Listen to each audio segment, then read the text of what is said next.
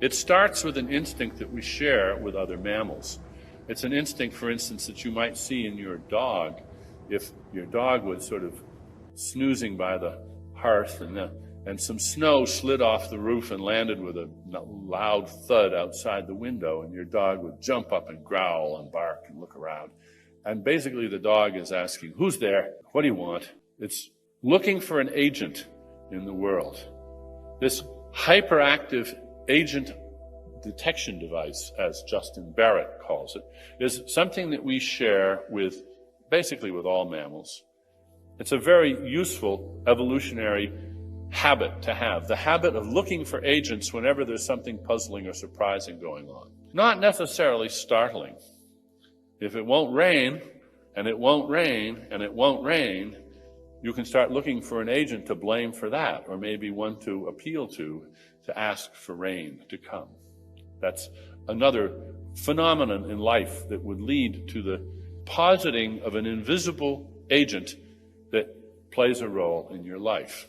The suggestion of not just me, but actually a number of theorists, is that what this does, and this is found in every culture that's ever been looked at, is a rather large population of local imps, goblins, fairies, gods, leprechauns, invisible supernatural agents that are deemed to play in one role or another in the local culture.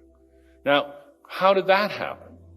The suggestion is that in the dog, when the hyperactive agent detection device fires, the dog looks around for a few seconds, and then basically this evaporates. It goes back to sleep. But when a person does it, because of our language and because we have these echo chambers for brains, a little rehearsal is set up. So you're out in the woods and crackle, crackle. What's that? Oh my God! Who said that? What? Did that tree just talk? Oh my God! A talking tree. Was that a talking tree? I don't think so. No, couldn't be a talking tree. Oh no, could it be a talking tree? A talking tree? 1, 2, 3, 4, 5, 6. 6 little rehearsals. 6 little generations of the talking tree idea. Call your neighbor over. Hey, I think there's a talking tree. He says, a talking tree? Yes, a talking tree. We now have 10, 11, 12. The idea is having offspring.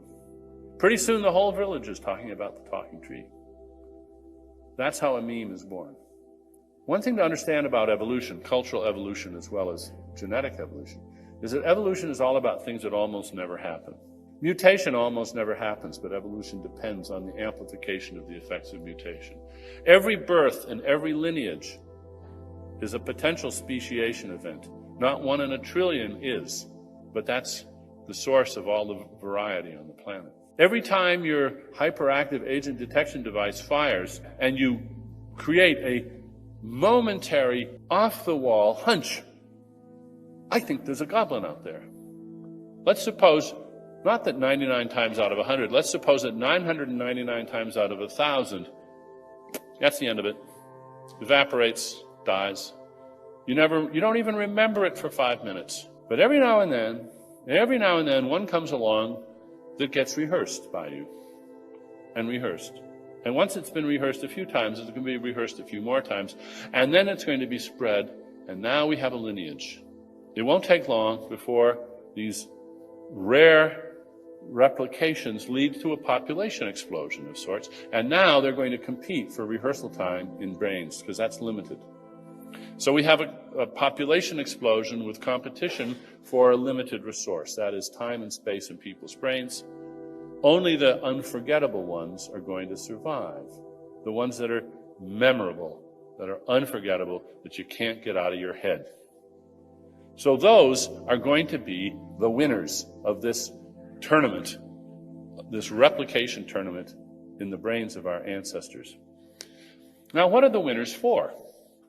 I ask this curious question because I have found that when I tell people I'm working on an evolutionary theory of religion, of the origins of religion, they say, oh, that's a good idea. Yes, I've often wondered what religion is for. It's got to be for something. After all, every human population we've ever looked at, every tribe on every continent, we've always found some sort of religion. It's a universal. It's got to be good for something. And I say, well, yes, it's true that it's a ubiquitous feature, but it doesn't follow that it's got to be good for something. What's the common cold for? Every human group that's ever been studied has it. What's it for? It's for itself. It survives because it can. It just happens to be able to exploit human hosts and spread and spread and spread. It's not for anything but itself. And that's what the original population of supernatural agents was for. They were for occupying the minds that they find themselves in. And that's all. They have their own fitness, independently of whether they're doing us any good.